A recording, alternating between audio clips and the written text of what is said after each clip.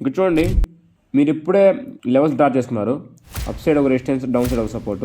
Down side support దగ్గరికి రాగానే up సైడ్కి ట్రేడ్ ప్లాన్ చేశారు అనమాట. అంటే by at support, cell at resistance కదా. సపోర్ట్ దగ్గరికి రాగానే ఒక అప్ సైడ్ ట్రేడ్ ప్లాన్ చేశారు. ఆ ట్రేడ్ ఎంట్రీ అయిన వెంటనే మార్కెట్ వాలటాలిటీ వెళ్ళిపోయింది, అంటే సైడ్ వేస్లోకి వెళ్ళిపోయింది కొంచెం. దాని తర్వాత మీరు ఎప్పుడైతే స్టాప్ లాస్ ఇట్టడానికి వచ్చిందో మీరు ఎగ్జిట్ అయిపోయినారు, మళ్ళీ ర్యాలీ వచ్చింది. దానికంటే ముందు మీరు చూసుకున్నారంటే అప్ సైడ్ ఒక రెసిస్టెన్స్ ఉంది కదా, దాని నుంచి ఒక హ్యూజ్ ఫాల్ వచ్చింది అనమాట. ఓకే, ఒక హ్యూజ్ ఫాల్ వచ్చింది. ఆ హ్యూజ్ ఫాల్ తర్వాత ఇక్కడ సపోర్ట్ దగ్గర రాగానే ఇక్కడ ప్రాఫిట్ బుకింగ్ చేస్తూ ఉంటారు. ఇక్కడ ప్రాఫిట్ బుకింగ్ చేస్తూ ఉంటారు. లేకుంటే దీన్ని బ్రేక్ డౌన్ వస్తే ఇంకా మంచి ఫాల్ వస్తుంది. ఒక థాట్తో వాళ్ళు కూడా హోల్డ్ చేస్తూ ఉండొచ్చు. కొంచెం క్వాంటిటీని బుక్ చేసుకుంటూ కొంచెం క్వాంటిటీని హోల్డ్ చేస్తూ ఉంటారు. దాని తర్వాత ఈ సపోర్ట్ కనుక హోల్డ్ చేస్తే ఇక్కడ వాలటాలిటీ స్టార్ట్ అవుతుంది. ఇక్కడ వాలటాలిటీలో మీ స్టాప్ లాస్ అనేది మీరు బై సైడ్ ప్లాన్ చేసినా, సెల్ సైడ్ ప్లాన్ చేసినా ఈజీగా హిట్ అయిపోతుంది. దాని తర్వాత బయర్స్ని కానీ సెల్లర్స్ని కానీ ఇక్కడ ఫైట్ అవుతుంది అనమాట.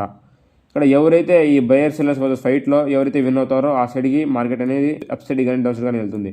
ఈ ట్రెండింగ్ మార్కెట్ చూడండి, ఇక్కడ నేను 3 ఫేజ్ చెప్పాను. ఒక ఎగ్జాంపుల్ తీసుకొని, మెయిన్ వచ్చేసి ట్రెండింగ్ మార్కెట్. ఇక్కడ అప్ సైడ్ నుంచి రెసిస్టెన్స్ నుంచి హ్యూజ్ ఫాల్ వచ్చినప్పుడు మీరు సపోర్ట్ దగ్గర ప్లాన్ చేయాల్సిన అవసరం ఏముంది?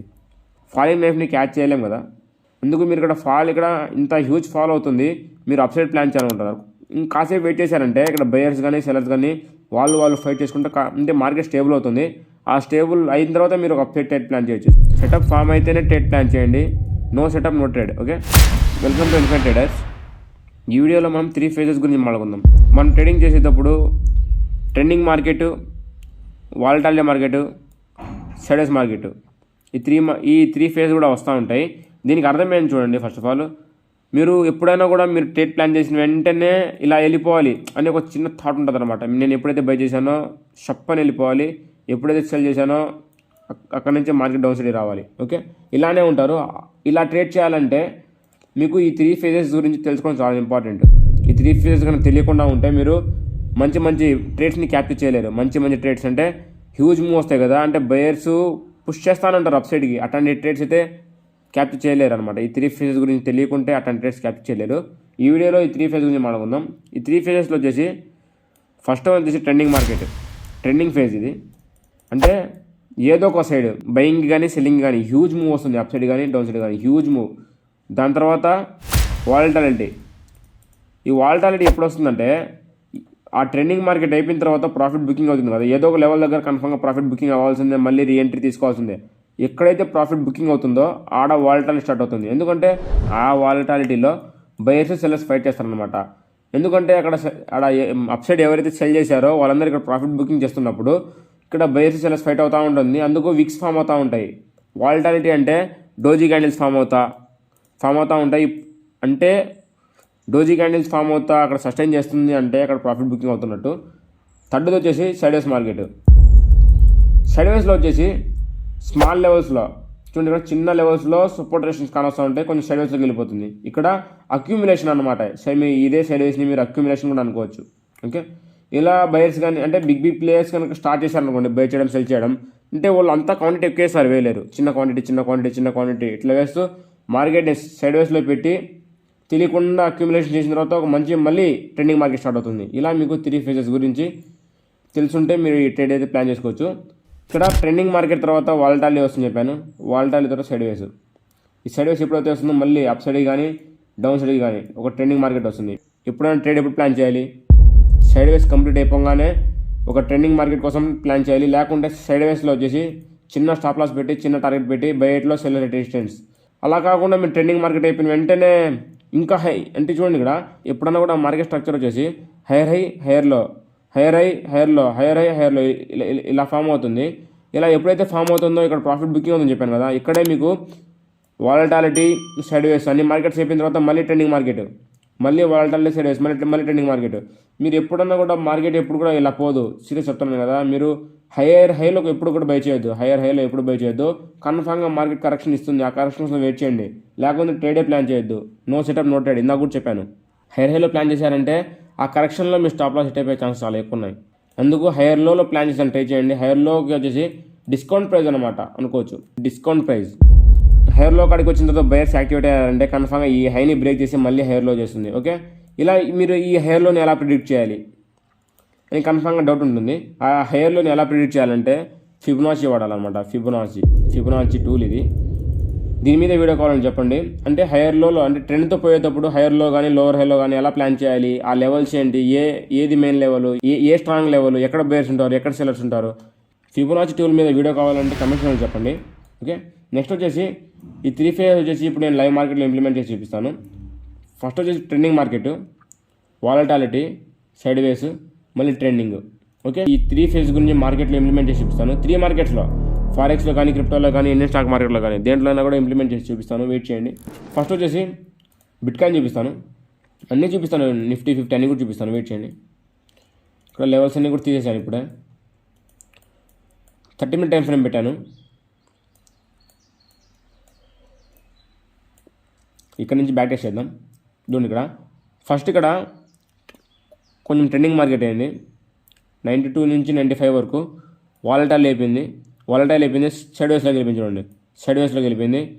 మళ్ళీ కొంచెం ట్రెండింగ్ మార్కెట్ అయింది. సైడ్ వేస్, వాలటైల్, మళ్ళీ ట్రెండింగ్ మార్కెట్. ఇక్కడ చూడండి, ట్రెండింగ్ మార్కెట్, వాలటైల్, సైడ్ వేస్, మళ్ళీ ట్రెండింగ్ మార్కెట్, మళ్ళీ ఇక్కడ వాలటైల్, సైడ్ వేస్, మళ్ళీ ట్రెండింగ్ మార్కెట్. ట్రెండింగ్ మార్కెట్ ఎంత దూరం అయినా పోవచ్చు. ఆ ట్రెండింగ్ మార్కెట్ అయిపోయిన తర్వాత మార్కెట్ స్టేబుల్ అవుతుంది కదా, ఆ స్టేబుల్ అయిన తర్వాత మీరు ట్రేడ్ ప్లాన్ చేయొచ్చు అనమాట. అంటే ఆ స్టేబుల్ అయిన తర్వాత వాలటైల్ స్టార్ట్ అవుతుంది. ఆ వాలటైల్ ట్రేడ్ ప్లాన్ చేయొద్దు. ఎప్పుడైతే మార్కెట్ వాలటైల్ నుంచి అక్యుమిలేషన్ ఫేజ్లోకి వస్తుందో, అక్యుమిలేషన్ అంటే సైడ్ వేస్ కొంచెం అలా అంటే కొంచెం అప్ సైడ్ డౌన్ సైడ్ అంటే క్యాండిల్స్ నీట్గా ఫామ్ చేసి అక్కడ అక్యుమిలేషన్ స్టార్ట్ అవుతుందో చూడండి. ఇక్కడ సైడ్ వేస్లోకి వెళ్ళిపోయింది. మళ్ళీ ట్రెండింగ్ మార్కెట్. 3 ఫేజెస్ వచ్చేసి ఫామ్ అవుతూ ఉంటాయి ప్రతి ఎప్పుడు కూడా. ఇక్కడ ఎక్కువసేపు వాలటైల్ సైడ్ వేస్లో ఉందంటే పెద్ద మూవ్ వస్తుంది. ఓకే, దీని ఇక్కడ చాలాసేపు ఉంది ఇక్కడ అక్యుమిలేషన్ ఫేజ్లో. దాని తర్వాత చూడండి, ఒక ఫేక్ ఒకటి ఇచ్చింది, హ్యూజ్ డంప్. దాని తర్వాత కూడా కొంచెం సైడ్ వేస్లోకి వెళ్ళింది. మళ్ళీ ట్రెండింగ్ మార్కెట్. మీరు ఎప్పుడైనా ట్రేడ్ చేసేటప్పుడు ఇట్లాంటి మూవ్స్ని క్యాప్చర్ చేయాలి. ఓకే, ఇట్లాంటి మూవ్స్ని అంటే చూడండి, నేను ఇక్కడ డ్రా చేస్తున్నాను కదా, బిగ్ మూవ్స్ని క్యాప్చర్ చేయాలి. మీరు తీసుకున్న వెంటనే మార్కెట్ సైడ్ వేస్లోకి పోయి మీరు ట్రేడింగ్ మీద ఇంట్రెస్ట్ పోయి, అంటే మీరు దీనిలో పేషెన్స్ ఉండాలి కాదన్న. అది మా డైరెక్షన్లో వెళ్తూ ఉంటే మీరు ఎంతసేపు అయినా హోల్డ్ చేయొచ్చు ఆ పర్ఫెక్ట్ ట్రేడ్ని. మీ ఎంట్రీ కంటే కొంచెం పైగా ఉన్న కూడా చాలు, మీరు ఎంతసేపు అయినా హోల్డ్ చేసుకోవచ్చు. బట్ మీ స్టాప్ లాస్ కాడికి వస్తూ ఉంటేనే మీరు హోల్డ్ చేయలేరన్నమాట. ఈ 3 ఫేజ్లో ఫస్ట్ ఫేజ్ని ట్రెండింగ్ మార్కెట్ని కన్నా మాస్టర్ చేశారంటే మీరు బిగ్ మూవ్స్ అనేది క్యాప్చర్ చేయొచ్చు అనమాట. దాని ఇక్కడ ట్రెండింగ్ మార్కెట్, వాలటైల్, సైడ్ వేస్, మళ్ళీ ట్రెండింగ్ మార్కెట్, మళ్ళీ వాలటైల్, సైడ్ వేస్, మళ్ళీ ట్రెండింగ్ మార్కెట్. ఓకే, ఇలా మీకు 3 ఫేజ్ అనేవి వస్తూ ఉంటాయి. ఈ 3 ఫేజెస్ కంప్లీట్గా సైడ్ వేస్ తర్వాత ట్రెండింగ్ మార్కెట్ తర్వాత వాలటైల్ తర్వాత సైడ్ వేస్, ఇవన్నీ కూడా వస్తూ ఉంటాయి. మీరు దీన్ని బట్టి మంచి మూవ్స్ అయితే క్యాప్చర్ చేయొచ్చు, అప్ సైడ్ కానీ డౌన్ సైడ్ కానీ. ఇక్కడ మీరు లాస్ట్ చూస్తున్నారంటే బిట్కాయిన్లో చూడండి, ఇక్కడ V-షేప్ రికవరీ అయింది. 92,000 టచ్ అయింది, వెంటనే రికవరీ వచ్చింది. చూడండి, ఫాస్ట్ రికవరీ. ఇట్లాంటి రేర్ కేసెస్ అనమాట ఇది. 95% వచ్చేసి ఈ 3 ఫేజ్కి మార్కెట్ సైకిల్ అనేది వర్క్ అవుతుంది. ఆ 5% ఏంటంటే రేర్ కేసు అనమాట. ఇది 5% వచ్చేసి V-షేప్ రికవరీ, ఫాస్ట్ పంపు, ఫాస్ట్ డంప్ అవుతుంది. ఇదండి ఇక్కడ. దీని మీద వీడియో కావాలని చెప్పండి. ఈ 5% కూడా అంటే కన్ఫామ్గా మనం ట్రేడింగ్ చేసేటప్పుడు ప్రతి ఒక్క సినారియో మనకు తెలిసి ఉండాలి. ఈ V-షేప్ రికవరీ మీద వీడియో కావాలని చెప్పండి. నెక్స్ట్ వీడియో మాట్లాడుకుందాం. ఈ V-షేప్ రికవరీ కూడా తెలుసుకోవడం చాలా ఇంపార్టెంట్. ఇక్కడ మీరు చూసుకున్నారంటే ట్రెండింగ్ మార్కెట్ అయింది, V-షేప్ రికవరీ అయింది కదా. ఆ V-షేప్ రికవరీ మొత్తం ట్రెండింగ్ మార్కెట్ ఇది. డౌన్ సైడ్కి వెళ్ళింది, అప్ సైడ్కి వెళ్ళింది, ట్రెండింగ్ మార్కెట్ కంప్లీట్ అయిపోయింది. ఇప్పుడు వాలటాలిటీ సైడ్ వేస్లోకి వెళ్ళిపోయింది. నెక్స్ట్ ఈ సైడ్ వేస్ని బ్రేక్అవుట్ కానీ బ్రేక్ డౌన్ కానీ ఇచ్చేదాకా వెయిట్ చేయండి. దాని తర్వాత ఏమైనా ట్రేడ్స్ ప్లాన్ చేద్దాం. ఓకే, ఇది బిట్కాయిన్లో. ఇప్పుడు గోల్డ్ చూద్దాం. ఇది ఫారెక్స్, సేమ్ అనమాట, ఏం మారదు. ఇక్కడ లెవెల్స్ తీసేస్తాను చూడండి. లెవెల్స్ ఏం డ్రా చేయలేదు. లెవెల్స్ కనుక డ్రా చేశారంటే ఇంకా పర్ఫెక్ట్గా మీరు ట్రేడ్స్ అయితే అక్యురేట్గా ప్లాన్ చేయొచ్చు అనమాట. ఓకే, ఇదండి ఇక్కడ ట్రెండింగ్ మార్కెట్, సైడ్ వేస్ వాలటైల్ వచ్చేసింది. మళ్ళీ కొంచెం ట్రెండ్ అయింది. దాన్ని ఇక్కడ మళ్ళీ V-షేప్ రికవరీ. ఇక్కడ ట్రాప్ చేసింది సెల్లర్స్ని. ట్రాప్ చేసిన తర్వాత వెంటనే అప్ సైడ్కి హ్యూజ్ మూవ్ వచ్చింది. మళ్ళీ ఇక్కడ ఇదంతా కూడా కొంచెం సైడ్ వేస్ వాలటైల్, మళ్ళీ ట్రెండింగ్ మార్కెట్, మళ్ళీ వాలటైల్ సైడ్ వేస్, మళ్ళీ ట్రెండింగ్ మార్కెట్, కొంచెం వాలటాలిటీ సైడ్ వేస్, మళ్ళీ ట్రెండింగ్ మార్కెట్ అనమాట. ఓకే, ప్రతి ఒక్క దాంట్లో కూడా ఈ 3 ఫేజ్ వర్క్ అవుతుంది. నిఫ్టీ గురించి మాట్లాడుకుందాం. నిఫ్టీ ఇండియన్ మార్కెట్, నిఫ్టీ 50ని కన్నా మాస్టర్ చేశారంటే మీరు అన్నీ కూడా మాస్టర్ చేసినట్టే.